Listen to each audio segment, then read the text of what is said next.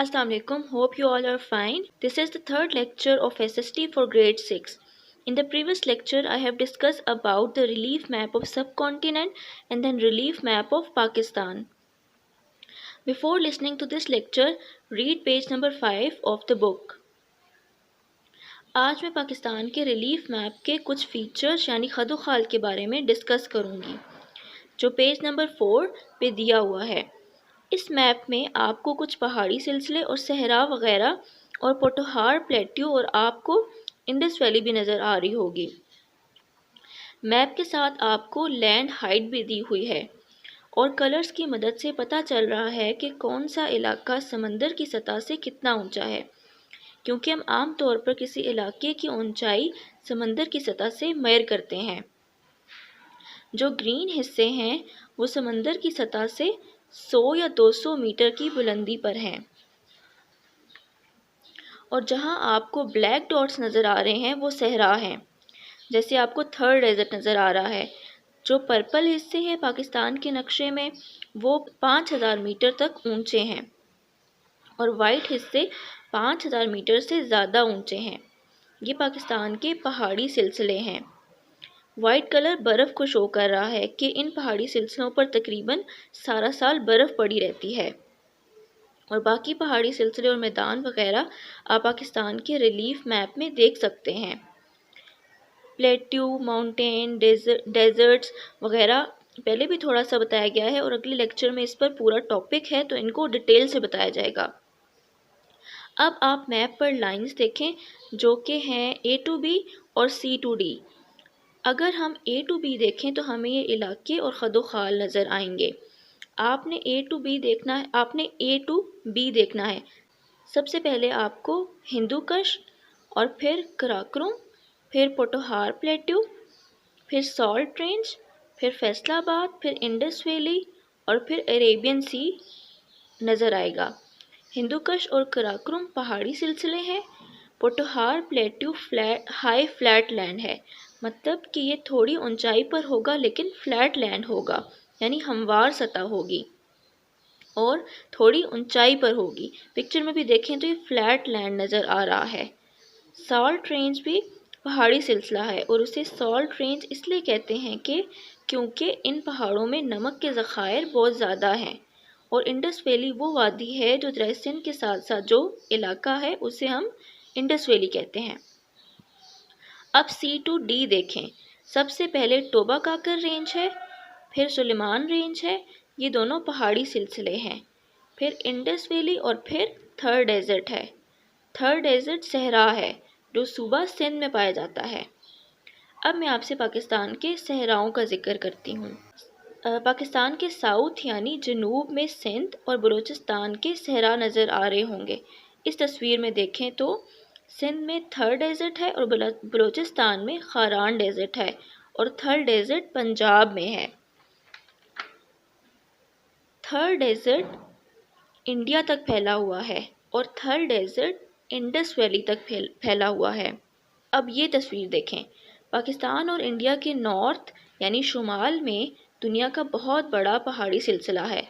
इसमें Himalayan mountain और waste में कोहे कराकरम और कोहे हिंदू कश है। आप तस्वीर में इसको देख सकते हैं। ये इन पहाड़ों में हाईएस्ट पॉइंट जो है वो है माउंट एवरेस्ट और ये नेपाल में है। It is 8848 metres in height. अच्छा, एक थ्योरी है कि हमारी ज़मीन की जो ऊपर वाली लेयर है जिसे हम अर्थ क्रस्ट कहते हैं वो ग्रो कर रही है और इस वजह से ज़मीन की जो हाइट है वो भी ज़्यादा होती जा रही है। It's a theory. The most important agriculture area of Pakistan are in the Indus valley, यानी जो इंडस वैली है वो वादी सिंध है जो सिंध के दरिया के साथ साथ इलाका है वो बहुत ज़्यादा ज़रख़ेज़ है और वहाँ पाकिस्तान की सबसे ज़्यादा काश्तकारी होती है। More than 3/4 of Pakistan population live in the province of Punjab and Sindh. Population मतलब आबादी। مطلب کہ پاکستان کی پوری آبادی میں سے 3/4 آبادی صوبہ سندھ اور پنجاب میں رہتی ہے۔ اگر ہم پاکستان کی آبادی کے 4 حصے کریں تو 3 حصے آبادی پنجاب اور سندھ میں رہتی ہے۔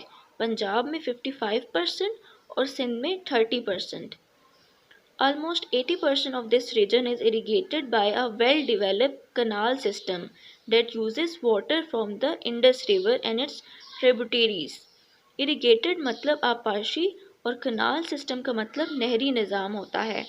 صوبہ پنجاب اور سندھ کا زیادہ تر حصہ دریائے سندھ سیراب کرتا ہے، اور یہ علاقہ دریائے سندھ اور اس سے نکلی ہوئی دوسری شاخوں سے نہریں نکالی جاتی ہیں۔ وہ نہریں پنجاب اور سندھ کی فصلوں اور دوسرے علاقوں کو سیراب کرتی ہیں۔ اس میں جو ورڈ ٹریبوٹیریز استعمال ہوا ہے، اس کا مطلب ہے جو ایک بڑے دریا میں چھوٹے دریا شامل ہوتے ہیں اسے ہم اس بڑے دریا کی شاخ کہتے ہیں، یعنی بڑے دریا کی شاخ کو ہم ٹریبوٹیری کہتے ہیں۔ So river Indus and its tributaries by a well-developed canal system irrigate about 80% of the Punjab and Sindh. Now look at the blue box.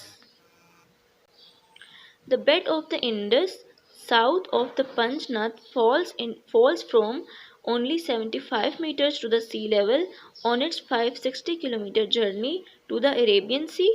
This means it drops about 13 centimeter in every kilometer. Punjab میں 5 دریا ایک مقام پر اکٹھے ہوتے ہیں، اسے ہم پنجنت کہتے ہیں۔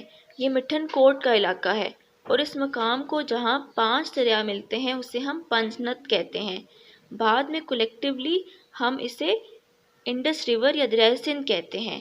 یہ پنجنت سے سمندر تک گرنے تک 560 کلومیٹر کا فاصلہ طے کرتا ہے، اور یہ جس علاقے سے گزرتا ہے وہ بہت زیادہ اونچا نہیں ہے، صرف اسے پنجنت سے لے کر سمندر تک 75 میٹر کی بلندی سے آہستہ آہستہ نیچے اترنا ہوتا ہے اور 560 کلومیٹر کا فاصلہ طے کرتا ہے، تو اسے ہر کلومیٹر میں صرف 13 سینٹی میٹر کی ہائٹ سے نیچے اترنا ہوتا ہے۔ یہاں پہ 2 کوسچنز دیے ہوئے ہیں۔ First one is how do you think this effect the flow of river, یعنی یہ دریا کے بہاؤ پر کیسے اثر انداز ہوتا ہے۔ اس کا جواب ہے کہ یہ بہت کم رفتار سے بہے گا، کیونکہ یہ بہت زیادہ اونچائی سے نہیں گر رہا، اس لیے اس کی رفتار بہت کم ہوگی، جسے میں پہلے بتا چکی ہوں۔